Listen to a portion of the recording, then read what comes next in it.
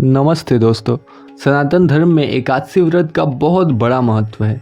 हर महीने में आने वाली एकादशी अपने आप में खास होती है, लेकिन आषाढ़ महीने के कृष्ण पक्ष की एकादशी को बेहद चमत्कारी माना गया है, जिसे हम योगिनी एकादशी के नाम से जानते हैं।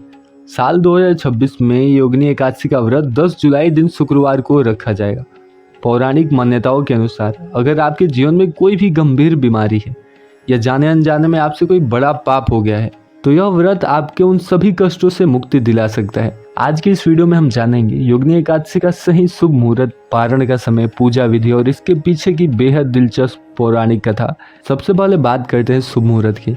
वैदिक पंचांग के अनुसार साल 2026 में योगिनी एकादशी की तिथि 10 जुलाई को सुबह 8:16 पर शुरू होगी और इसका समापन अगले दिन यानी 11 जुलाई को सुबह 5:22 पर होगा। उदया तिथि को मानते हुए एकादशी का मुख्य व्रत दिन शुक्रवार 10 जुलाई को ही रखा जाएगा। शास्त्रों में कहा गया कि एकादशी व्रत का पूरा फल तभी मिलता है जब आप व्रत का पारण यानी व्रत खोलने का काम सही समय पर करें। 10 जुलाई को व्रत रखने के बाद आप शनिवार 11 जुलाई को दोपहर 1:50 से लेकर शाम 4:36 के बीच अपना व्रत खोल सकते हैं। कृपया ध्यान दीजिए, सुबह के समय हरिवासन होने के कारण दोपहर के बाद ही पारण करना सबसे उत्तम रहेगा। आखिर इस एकादशी का नाम योगिनी एकादशी क्यों पड़ा और इसका महत्व इतना ज्यादा क्यों? इसके पीछे महाभारत काल की एक बड़ी सुंदर कथा है। स्वर्गलोक की अलकापुरी नगरी में एक राजा कुबेर रहते थे। वो भगवान के शिव परम भक्त थे। उनका एक सेवक था जिसका नाम था हेममाली, जो रोज राजा की पूजा के लिए मानसरोवर से सुंदर फूल लाता था। हेममाली